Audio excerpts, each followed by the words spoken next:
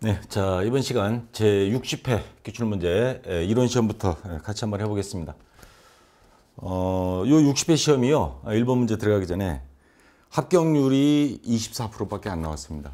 전산회계 1급이 보통 합격률이 한 35%이 정도가 평균인데 아주 높을 때는 한 40 몇 프로. 근데 20 몇 프로 나왔다는 거는 이게 시험 난이도가 조금 합격률이 저조했다는 건데 제가 그 원인을 한번 곰곰이 생각해 보니까 보통 1년에 시험에서 보면 한두 번 정도는 모두 정답 이런 게 나오는 경우가 있는데 그런 게 없이 완벽하게 이제 문제를 출제를 했었고, 그리고 전체적으로 이론 시험하고 실무 시험 제가 이제 전체를 이렇게 한번 훑어보니까 아주 비비고 하는 문제는 없습니다. 근데 대체적으로 자주 출제되지 않았던 그런 그 출제율이 높지 않았던 그런 문제들을 많이 섞어놨습니다. 그래서 아마 특히 이론 시험에서 합격자가 좀 많이 떨어지는 계기가 되지 않았나 그런 생각이 드는데, 어쨌거나 우리 불안한 수험생 입장에서는 이런 문제도 한 번씩은 풀어봐야죠. 자주 나오는 것만 계속 반복해서 푸는 것도 물론 중요하지만 어쩌다 한 번씩 나오는 문제도 그래도 한 번씩 이렇게 봐주는 것이 만일에 대비해서 자 좋을 것 같습니다. 자, 그래서 좀 상세히 설명을 좀 할게요. 우선 1번부터. 일반 기업회 기준상 재무제표의 목적에 대한 설명으로 틀린 것. 재무상태표 일정 기간 동안 이 자산부채 자본 그리고 자본에 대한 정보를 제공한다. 뭔가 좀 이상한 부분 못 찾았어요? 일정 기간이 아니고 일정 시점이죠. 재무상태표는 몇 월 며칠 현재. 자, 자본변동표는 이건 자본변동표와 현금흐름표, 손익계산서는 다 일정 기간이 맞습니다. 일정 기간 동안에 이건 자본에 대한 변동, 현금이 들어오고 나간 거, 그 다음에 수익과 비용, 경영성과라는 게 수익비용이죠. 수익비용에 대한 정보를 제공하는 거. 다 일정 기간이 맞고 1번만 요 글자 하나가 잘못됐습니다. 일정 시점 해서 틀린 것은 1번이 정답이 되겠고요. 자, 여기까지는 아직 그렇게 어려운 문제는 아닌데, 자, 다음 중 현금 및 현금성 자산. 뭐 현금은 지폐, 주화, 자기압 수표, 타임 발행 수표 뭐 이런 게 들어가는데 문제는 요거죠. 현금성 자산. 자, 현금과 거의 비슷한 거. 그 기준은 뭐냐? 뭐예요? 네. 3개월 이내에 현금화가 가능한 것으로 보이는 것. 이게 현금성 자산입니다. 자, 요걸 기준으로 해서 잘 보세요. 타임 발행 수표 등 통화대용 증권, 이건 다 현금이죠. 당좌 예금도 현금성 자산에 들어갑니다. 2014년 11월 1일 취득하였으나 상환일이 2015년 3월 1일인 자 상환 우선주. 이거 11월 1일인데 2014년 2015년 3월 1일이니까 몇 개월이에요? 언뜻 보면 3개월 같죠? 자, 11월 1일이니까 11월 더 들어가야 됩니다. 11, 12, 1, 2. 그러면 3월 1일까지니까 4개월이 돼버려요. 그래서 3개월 이내라는 기준에 벗어납니다. 그래서 현금성 자산에 해당되지 않고, 네 번째, 취득 당시 만기가 3개월 이내에 도래하는 채권. 이 조건에 부합하죠. 이건 맞습니다. 그래서 이번에 3번이 해당되지 않는 것이고요. 자, 그 다음 3번 문제. 그리고 대체적으로 문제가요, 시간 많이 잡아먹게 해놨더라고요. 문장이 길어요. 이런 문제들이 좀 많이 나왔습니다. 다음은 일반 기업회 기준상 재고자산에 대한 설명이다. 관로안에 들어갈 내용으로 옳은 것.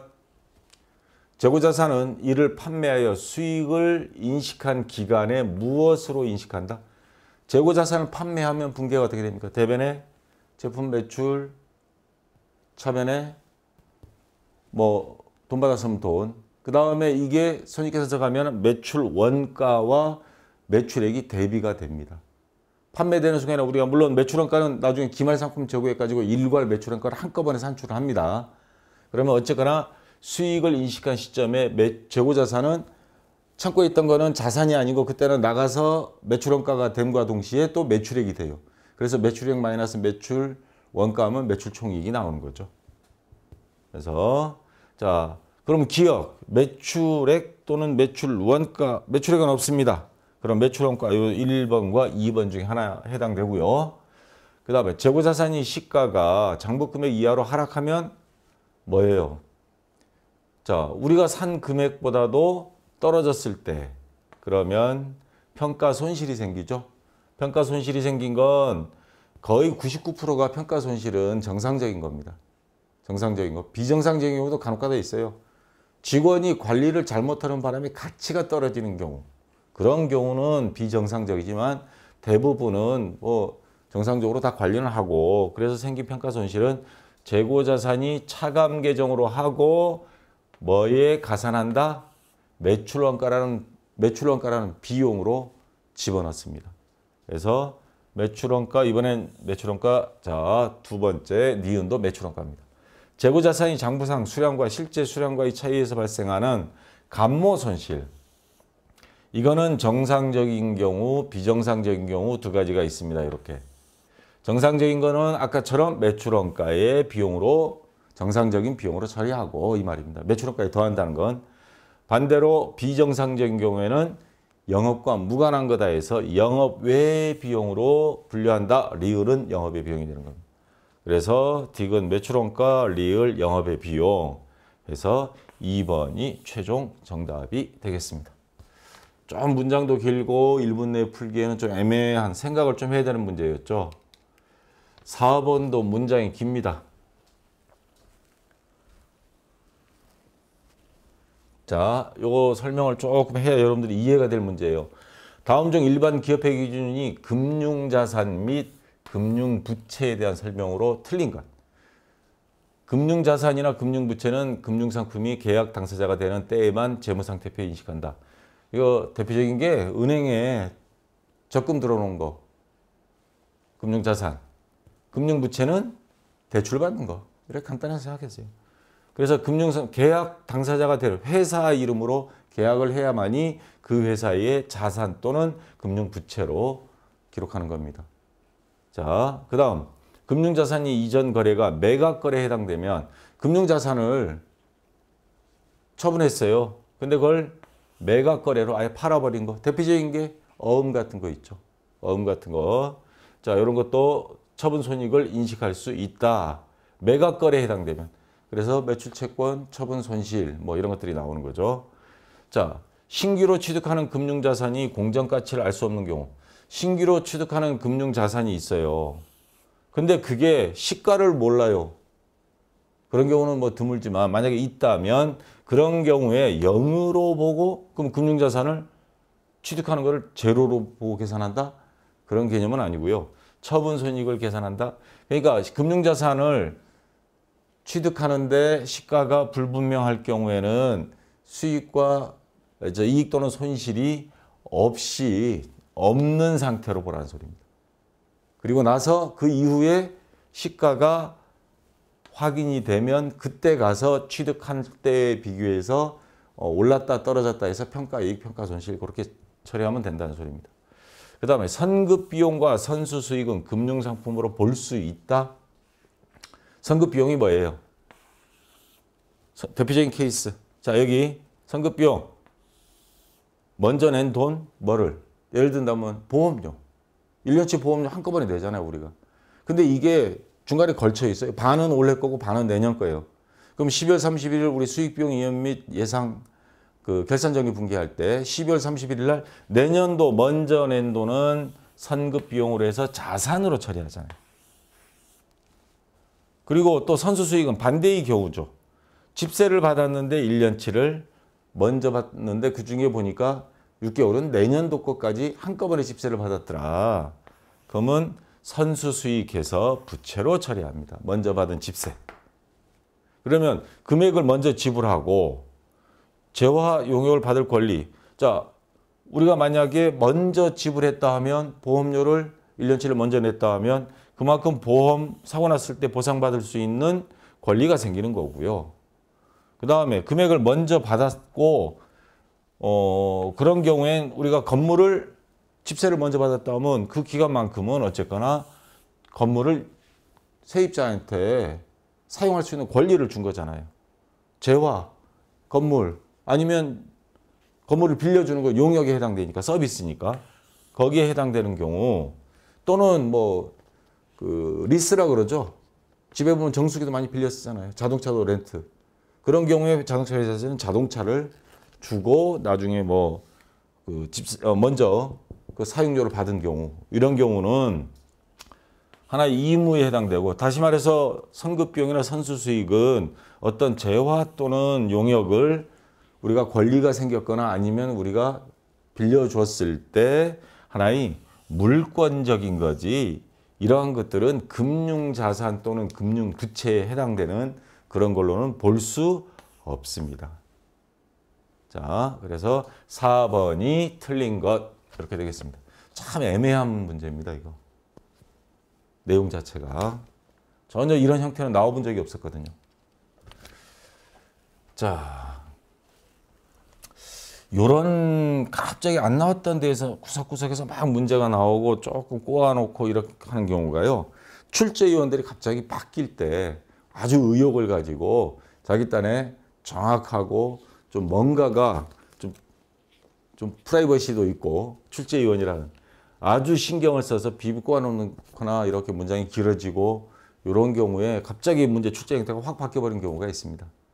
그래서 여러분들이 아마 이런 데서는 조금 이제 수험생들은 애매한 수험생들만 좀 애먹는 거죠. 자, 유가증권에 대한 설명 중 잘못된 것. 단기매매증권, 매도가능증권 뭐 이런 것들이 있죠. 단기매매증권과 매도가능증권은 원칙적으로 시가로 평가한다. 맞는 말입니다. 단기매매증권이 미실현 보유 손익. 참 용어 어려워요. 이게 무슨 말일까? 여기도 있어요. 매도가능증권이 미실현 보유 손익. 요 두 가지 미실현 보유 손익이라고 하면 실현되지 않은 손실 또는 이익이라는 소리인데 단기매매증권 또는 매도가능증권 평가이익 같은 거 있잖아요. 자, 이건 언제 이 평가이익은 산정해요? 그죠?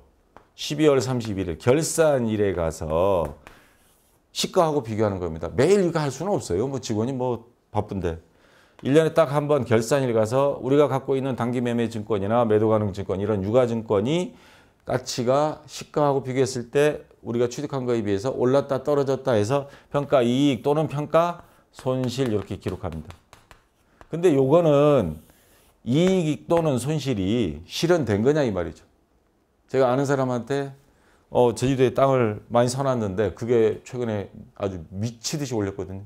야, 이 땅 부자 뭐 그랬더니 땅 부자 아니래. 자기 부자 아니래. 왜냐 그랬더니 그 땅이 팔려야 현금이 들어와야 자기가 번 거다 이 말이죠. 다시 말해서 이 평가 이익은 실현된 건 아니에요. 아직은. 회계상 계산상으로만 평가 이익이 지금 돈으로 이렇게 환산돼서 이렇게 들어간 거지 실현되려면 처분했을 때 이걸 지금 당장 팔아서 들어왔을 때 주식은 오를 수도 있고 떨어질 수도 있어요. 자, 그래서 미실현 보유 손익이라는 건 이겁니다. 평가 이익 또는 평가 손실. 실현되지는 않고 수치상으로 나온 거. 단기 손익 항목으로 처리한다. 자, 단기 매매 증권 평가 이익은 어떻게 해요? 수익 항목으로 한다. 맞는 말이에요. 그러니까 단기 매매 증권 평가 이익은 손익 항목으로 한다면 뭐 쉽게 우리 수험생들이 알아맞힐 건데 미실현 보유 손익 해버리니까 그냥 벙쩍어 버린 거죠. 괜히 유식하게 지금 아주 표현을 해놔가지고. 매도가능증권이 미실현 보유 손익은 단기 손익 항목으로 처리한다. 이거 지금 뭔가 잘못된 게 있습니다. 뭐예요? 요거는 단기 매매 증권은 그렇게 하는데 요거는 투자 자산이에요. 이건 당좌 자산이고 투자 자산인 경우에는 투자 자산에 대한 평가 이익 또는 손실은 자본 항목에 들어갑니다. 어디에요? 기타 포괄 손익 누계에게 플러스 항목으로 적습니다. 그러니까 단기 손익 항목으로 한다? 이건 잘못된 거죠. 수익과 비용으로 적는다가 아니고 자본 항목으로 적는다. 자본 안에 기타 포괄 손익 누계에게 들어가는 겁니다. 그래서 잘못된 것 3번이 정답이 되는 거고요. 단기 매매 증권이 시장성을 상실한 경우에는 매도 가능증으로 분류 변경하여야 한다. 단기 매매 증권이라는 건 아무 때나 수시로 사고 팔 수 있는 건데 다시 말해서 당좌 자산 개념인데 이게 상실한 경우에는 매도 가능 증권. 주로 이거 상장사에 있는 주식이고 그렇지 않은 비상장된 거는 이렇게 아무 때나 사고 팔 수 없는 또 팔려고 맘먹어도 아무 때나 팔리지도 않는 그래서 매도 가능 증권으로 분류 투자자산 개념으로 전환시켜 줘야 됩니다. 맞는 말이고요. 자, 6번 문제입니다.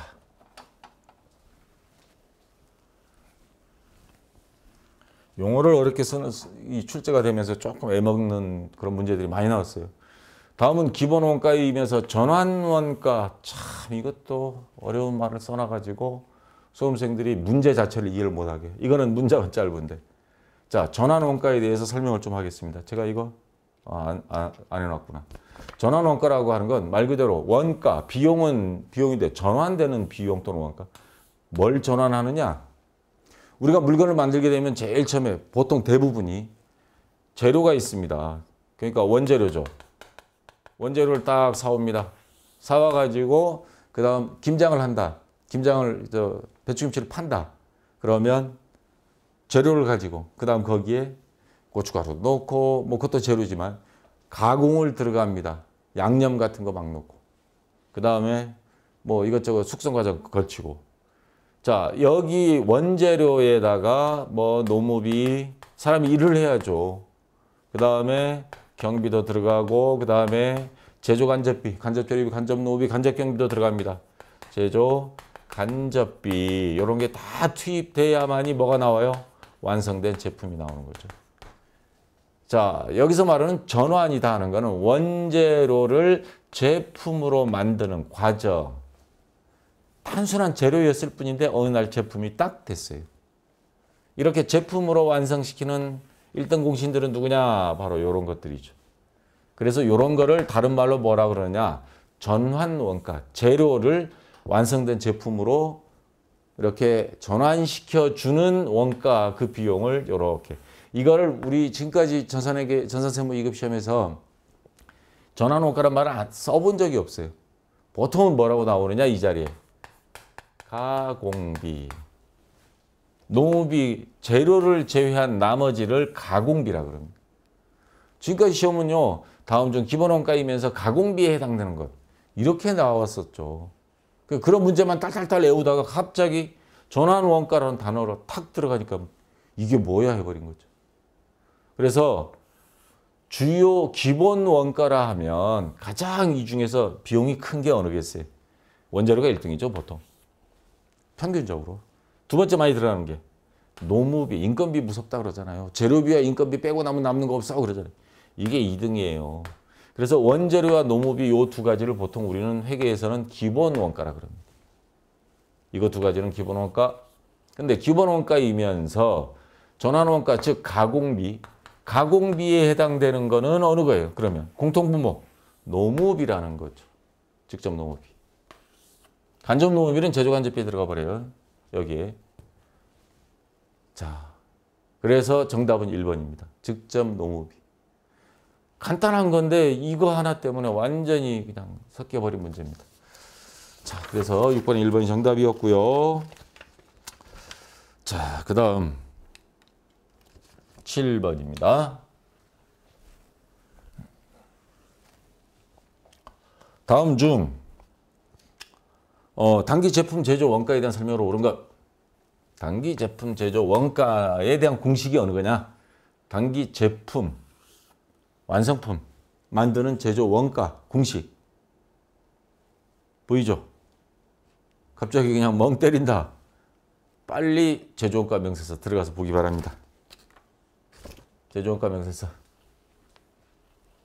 제가 전산회계 2급은 요령 같은 거 잘 안 가르쳐줘요. 2급부터 요령을 중심으로 가버리면요. 전산세무 2급 못 답니다. 1급도 헤맬 거예요. 그래서 2급은 어지간하면 요령 안 가르치고요. 원리 이해를 다 해야 되니까 1급부터 요령을 좀 가르쳐 주는데 자, 이 전산세무 2급 봐서 시간 없고 90분이라고 그러지만 굉장히 짧으니까 자, 여기 보면 자, 재료비, 노무비, 경비에다가 이게 단기 총 제조 비용이에요. 여기다 기초 제공품 재고액을 더하고 기말 제품 재고액을 빼면 단기 제품 제조 원가. 다른 말로는 단기 완성품 제조 원가 이런 말도 씁니다. 자, 그러면 정답은 기초 제공품 재고액 플러스 단기총 제조 원가 마이너스 기말 제공품 재고액 3번이 정답이 되겠죠. 여러분들이 아마 시험 볼 때 헷갈린 건 이걸 거예요. 기초 제품 재고액, 단기 제품 제조 원가 마이너스 기말 제품 재고액. 이건 매출 원가 구하는 공식이에요. 자, 그래서 3번이 정답이 되겠습니다.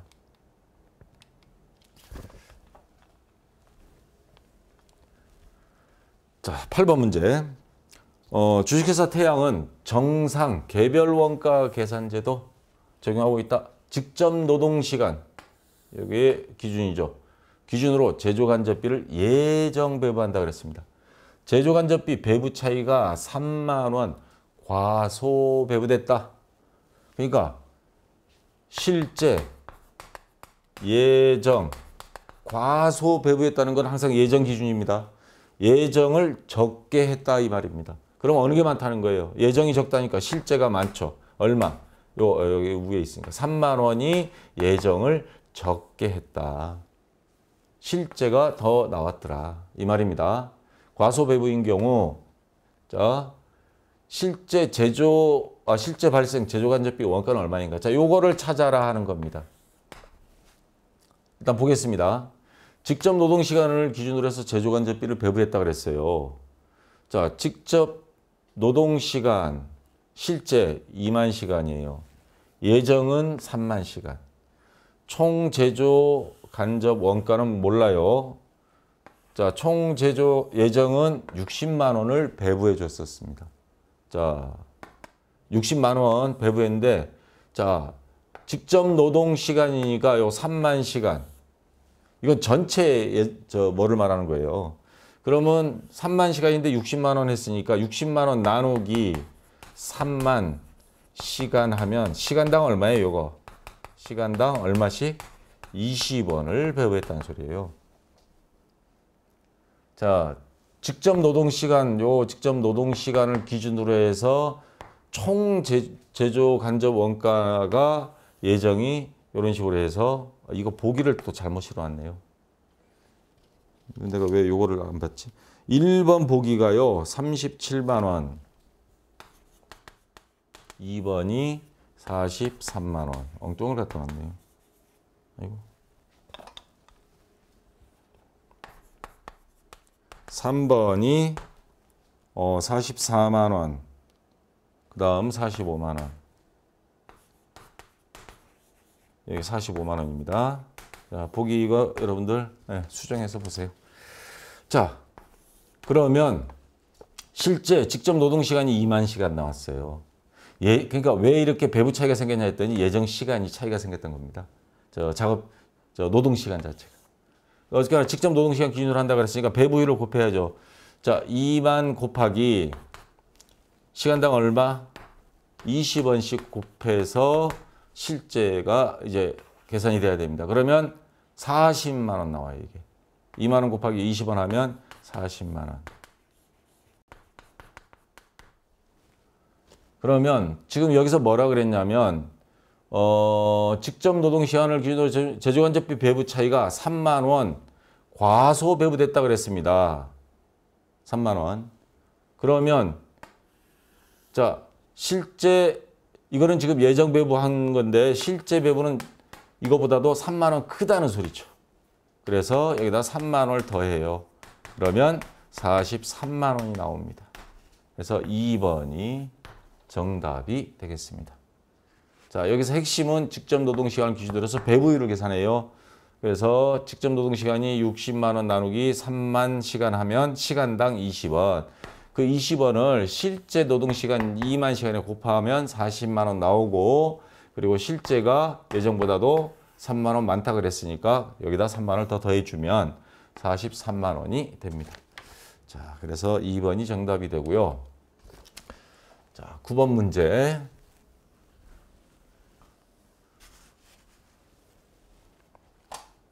종합 원가 계산과 개별 원가 계산에 대한 설명으로 옳지 않은 것. 개별 원가 계산은 뭐예요? 특정 선박, 항공기 몇몇 개 제품을 그냥 만드는 거고, 종합 원가 계산은 대량 생산이죠. 개별 원가 계산은 다품종 소량 주문 생산할 때 적합한 원가 계산 방법이다. 맞는 거고, 종합 원가 계산이라 단일 종류 제품을 연속적으로 대량 생산하는 경우에 적합한 원가 계산이다. 맞죠? 개별 원가 계산에서는 직접비를 일정한 기준에 의해 배부하는 절차가 필요하다? 이게 뭔가 이상한 거 안 보여요? 간접비라 했죠. 제조간접비는 일정한 배부 기준에 따라 합니다. 직접비는 선박 만드는데 딱딱 들어갈 직접비는 정해져 있어요. 일정한 배부 기준이 없습니다. 그래서 요 단어를 지금 잘못 선택한 거라서 이게 틀린 거고요. 종합원가 계산에서는 직접비와 간접비 구분이 필요 없습니다. 이거 종합원가 계산은 대신에 직접 재료비와 가공비로 분류한다. 재료비 외에 나머지 다 가공비, 그리고 한꺼번에 나중에 기말 제공품을 계산해서 적용하면 다 됩니다. 맞는 말이고요. 그래서 9번에 3번이 옳지 않은 것. 자, 10번 문제입니다.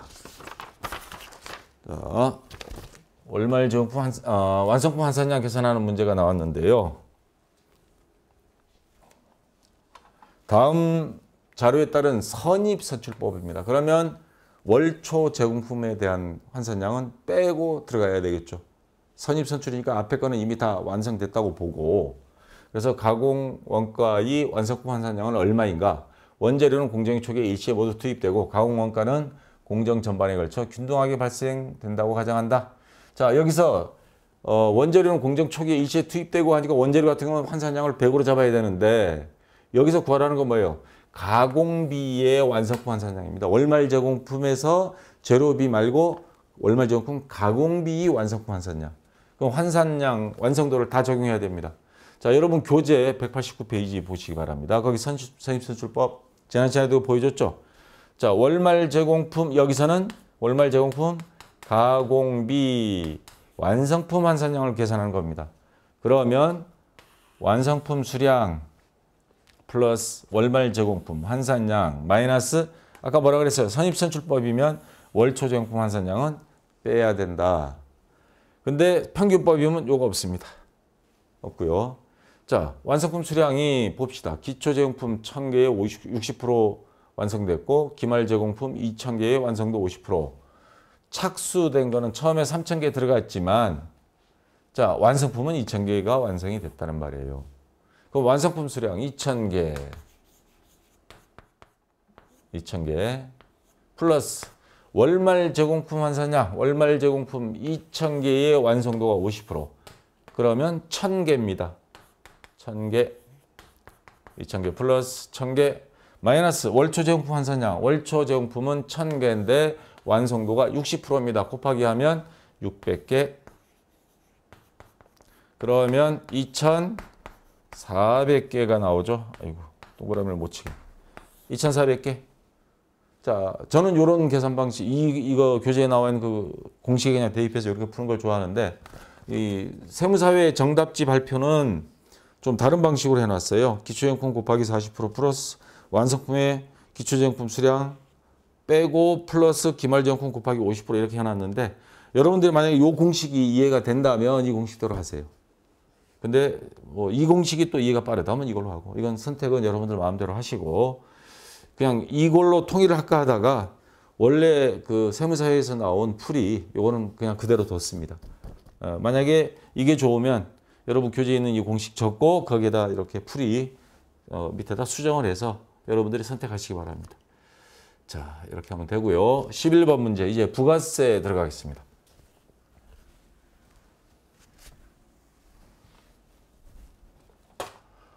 부가가치세법상 사업자 등록에 관한 설명 중 가장 잘못된 것, 틀린 것 찾으라는 겁니다. 사업자는 사업자 등록의 신청을 사업장 관할 세무서장이 아닌 다른 세무서장에게도 할 수 있습니다. 이거 옛날에 안 됐는데 지금은 다 온라인화 돼 있잖아요. 여러분 동사무소 가서 전출입 신고 다른 동사무소도 돼요. 이것도 됩니다. 지역은 우리 관할 지역이 아니지만 시간이 없어서 다른 데서 하고 주소만 원래 사업장 주소하면 됩니다. 사업장이 둘 이상인 사업자가 있을 수 있죠. 뭐 분점도 내고. 사업장 단위로 해당 사업자의 본점 또는 주 사무소 관할 세무서장에게 등록을 신청할 수 있다.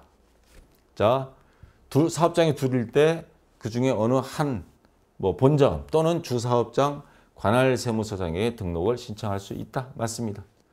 사업자 등록이 신청을 받은 사업장 관할 세무서장은 신청자가 사업을 사실상 시작하지 아니할 것이라고 사업자 등록만 신청해놓고 사업을 실질적으로 뭐 어쩌다 한 달, 두 달이 아니고 원래 안 할 건데도 미리 딱 신청하는 경우에 뭔가가 좀 유령 사업체가 뭐 될 확률도 있고 그러기 때문에 일단 등록을 거부할 수 있습니다. 옛날에는 5일 이내 사업자 등록 신청하면 나와야 되는데 공휴일 제외하고 제가 해보니까 신청하고 언제 올까요? 그랬더니 차 한잔 드시고 계실래요? 하더니만 금방 나와요. 요즘은. 자, 사업자 단위로 사업자 등록 신청을 한 경우에도 그러니까 이거죠. 이거 사업자 단위로 사업체가 막 2개 이상이에요. 사업자 단위 과세가 적용되는 각각의 사업장마다 다른 사업장 등록을 사업자 등록번호를 부여한다. 이게 각각 다르니 안 됩니다. 사업자 등록번호는 같은 걸 써야 됩니다. 단 사업장은 2군데에서 하지만 사업자 등록번호는 같은 걸 써야 됩니다. 주소는 다른 주소를 쓸 수도 있겠죠. 근데 사업자 등록만큼은. 왜? 나중에 이거 신고할 때 주사업장에서 부가세 신고하고 한꺼번에 납부하고 그렇게 할 수가 있거든요. 합쳐가지고. 그래서 4번이 요게 지금 틀린 내용입니다. 자, 그 다음 12번 문장 내용 길죠. 애매한 것도 많고요. 부가가치세법상 재화의 간주공급. 간주공급 지난 시간에 나왔죠. 자주 나오죠, 이거. 정식적인 판매는 아닌데 이 재화를 매입하면서 매입세 공제를 받았어요. 세금 감면, 환급 같은 거를 다 받으면서 감면 또는 환급을 받으면서 판매는 않고 이걸 엉뚱한 데 쓴 거예요. 근데 이 엉뚱하게 썼을 때 요거를 판매로 본다라는 게 바로 간주공급이에요. 세금 내 하는 겁니다. 그래서 해당하지 않는 것, 단 아래의 모든 재화는 매입세 공제를 받은 것으로 한다 이렇게 되어 있습니다. 자, 주유소고 운영이 2개가 나오고 가구점이 2개가 나왔어요. 주유소는 주요 상품이 뭐예요? 휘발유, 경유 이런 거죠. 주유소를 운영하는 사업자가 배달용 운반 트럭에 주유소의 경유를 무상으로 주유했어요. 세금 감면 받은 거를 지네가 배달용 운반 트럭에 썼다 이 말이에요. 이거는 판매로 봐서 부가세를 내야 되느냐 말아야 되느냐는 거고. 두 번째, 주유소를 운영하는 사업자가 사업주의 승용차의 휘발유를 무상으로. 둘 다 무상인데 뭔가 다른 점을 한번 찾아보세요. 뭐가 다르죠? 사업주의 승용차에 쓴 거는 영업과 업무와 무관한 거잖아요. 우리 매출 매입세 할 때 보면 불공 뭐 이런 거 나오잖아요. 근데 배달용 운반 트럭입니다. 업무용 차량은 1000cc 이하죠. 근데 트럭은 1000cc 이하 트럭이 없잖아요. 트럭 같은 거, 그 다음에 승합차 11인승 이상 이런 것들은 1000cc 이상이라도 업무용 차량으로 봅니다. 업무용 차량에 뭐예요? 배달하는 거니까 이건 100% 업무용으로 쓰는 거니까 거기에 경유 쓴 거는 이거는 간주공급으로 안 봅니다. 자, 이거는 그래서 간주공급에 해당되지 않는 것은 1번이 일단 정답이 되고요. 이거는 간주공급으로 봐서 세금 내 이러는 겁니다. 세 번째, 가구점을 운영하는 사업자면 가구가 상품이죠. 사업을 폐지가 아니고 이게 폐업인데 원래 문제가 이렇게 나왔나? 자, 뭐 폐지, 폐업하는 경우에 잔존하는 판매용 가구가 있는 거 이거 언젠가는 팔아먹을 거 아니에요? 중고로 팔든 뭘로 팔든. 그래서 매입세 공제 받았으니까 이거 세금 내. 자, 가구점을 운영하는 사업자 자기 고객에게 판매용인 가구를 무상으로 준다? 고객에게 줬다? 전혀 모르는 뭐 불이웃돕기 형태로 줬다면 간주공급이 아닌데 자기 단골 고객한테 그냥 고객한테 이 고객이 미안해서라도 다음에 한 번 더 와서 또 사줄 거 아니에요. 그래서 이거는 간주공급에 해당된다. 그래서 자 1번이 정답이 간주공급이 아닙니다. 자, 그 다음 13번 문제요.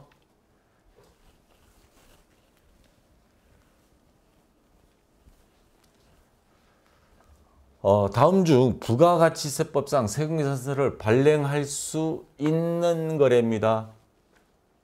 간주공급 중 판매 목적 타 사업장 반출하는 사업, 반출, 입장권을 발행하여 영위하는 사업, 전세버스 운송업을 제외한 여객 운송업, 상가 임대 시 간주 임대료. 자, 조금 어렵죠, 이거. 이거 여러분 교재요.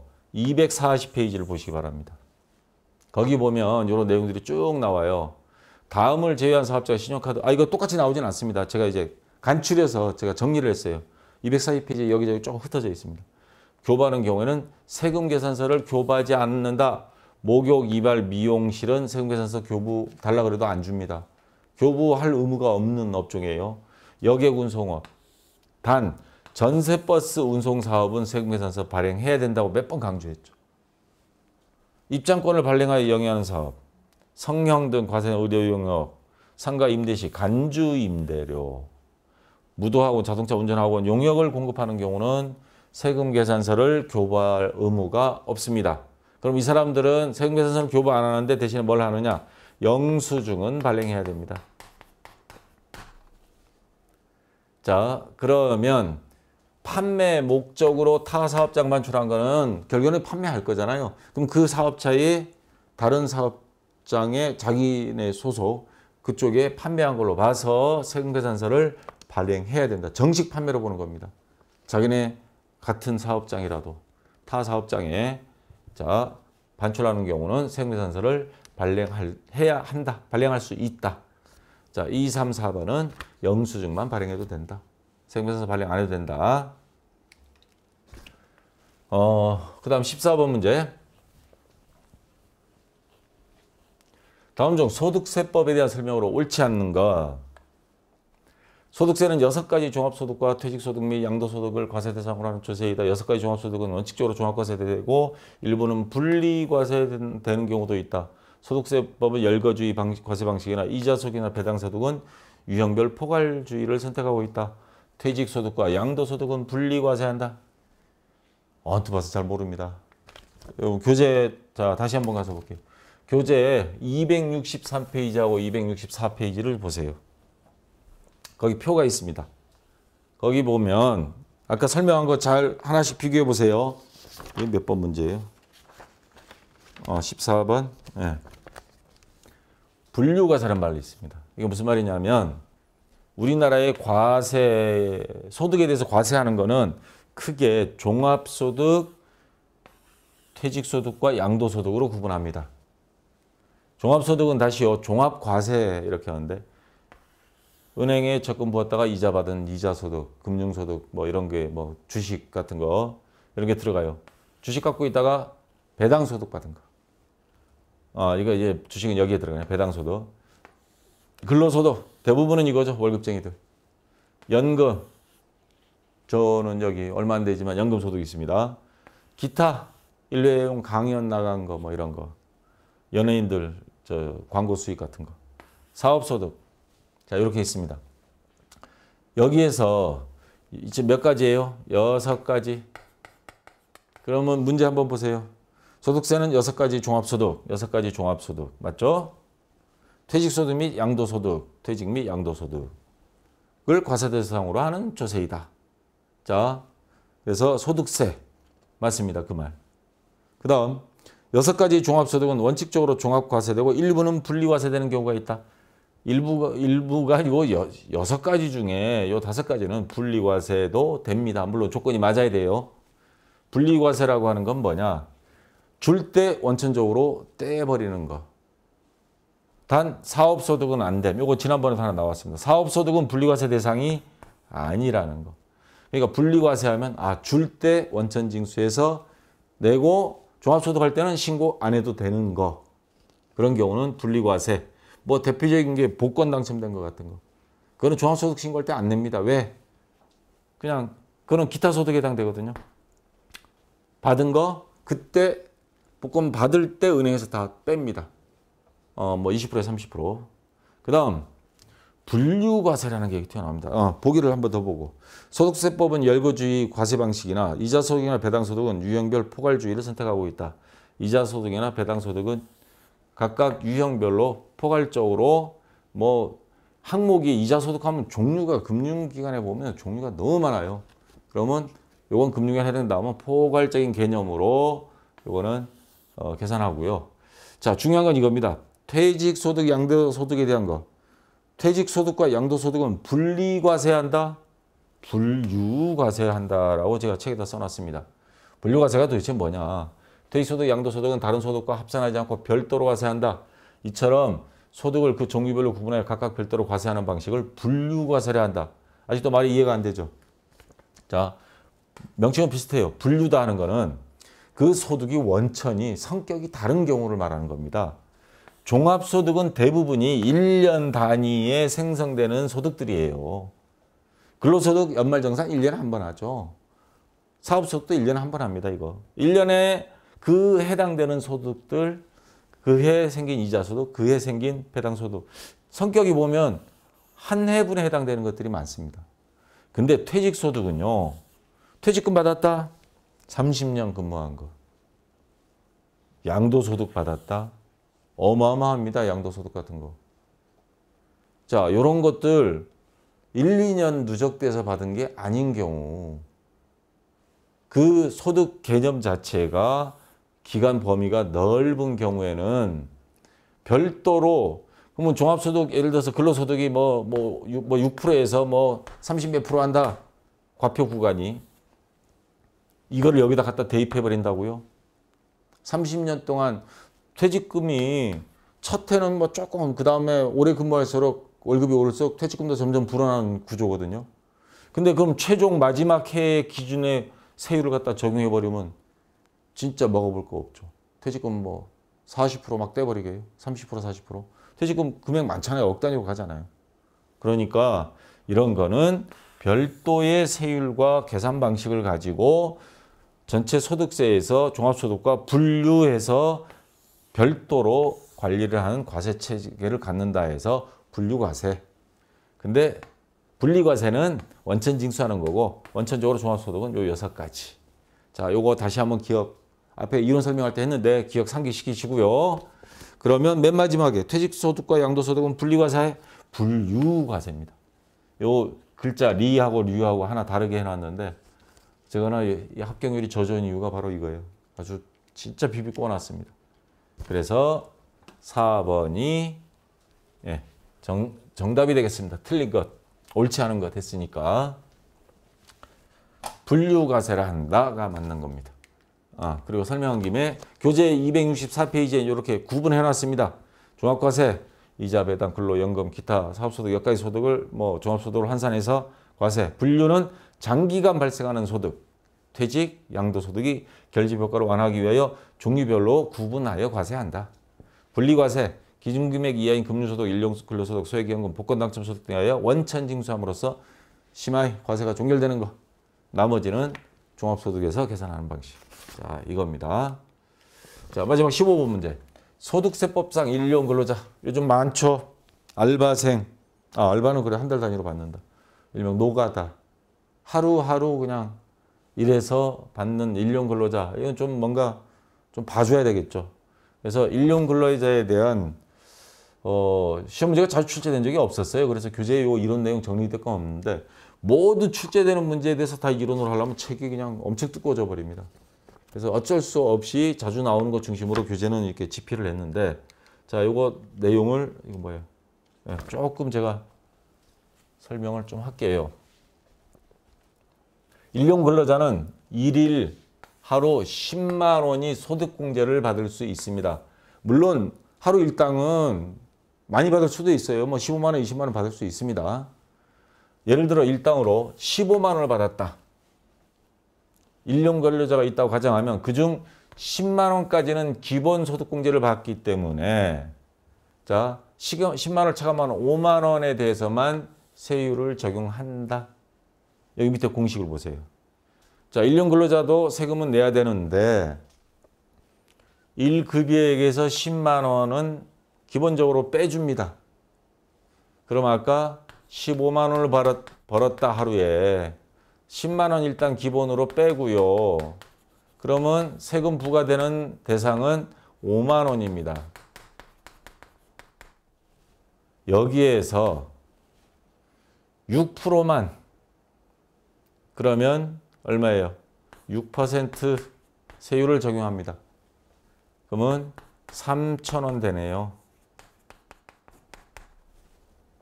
자, 3,000원에서 다시 또 55%를 여기서 빼고 나머지 0.45만 냅니다. 그러면 그게 1,350원이 나올 거예요. 그러면 15만 원 번 하루 일당 15만 원이면 많은 거죠. 적은 건 아니에요. 15만 원 벌었을 경우엔 1,350원을 만 내면 된다는 거죠. 만약 10만 원밖에 못 벌었다. 그럼 한 푼도 낼 거 없습니다. 그러니까 초과 소득 5만 원에 대해서도 6%만 곱하고 여기서 다시 1-55% 했습니다. 그러면 0.45만 내면 된다는 소리잖아요. 또 절반 조금 넘는 금액을 또 빼줘요, 거기서. 그러니까 요 금액만 내는 거죠. 뭐 물론 이거 외에 뭐 고용보험, 산재보험 이렇게 든다면 하는데 뭐 일용직 같은 거 이런 거 뭐 드는 경우는 뭐 많지는 않고요.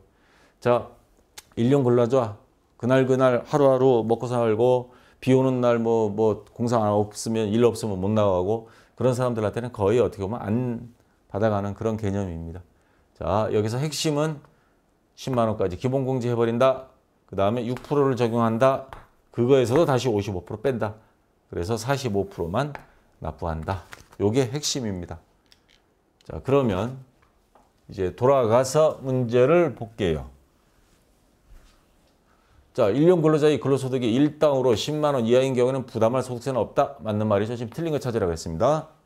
1년 근로자의 산출세액은 일반 근로자와 마찬가지로 근로소득의 기본세율 6%에서 38% 적용된다. 틀렸죠? 6%만 적용합니다. 그래서 이게 정답이 되고요.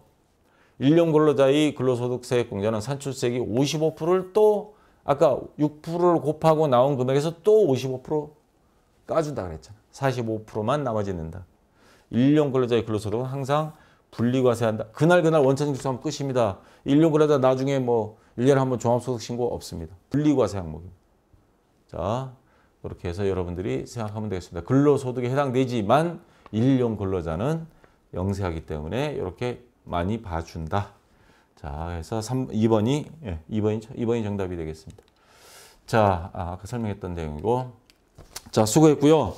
여러분들도 아마 같이 봐서 알겠지만 진짜 쉬운 듯 하면서도 문장도 긴 것도 많고 안 나왔던 형태의 문제를 어디서 잘 찾아냈는지 골라냈고 그리고 약간씩 진짜 비비고 살짝 글자 한두 개 가지고 이렇게 장난치듯이 내다 보니까 그래서 합격률이 그냥 반토막 나버렸던 그런 회 시험입니다.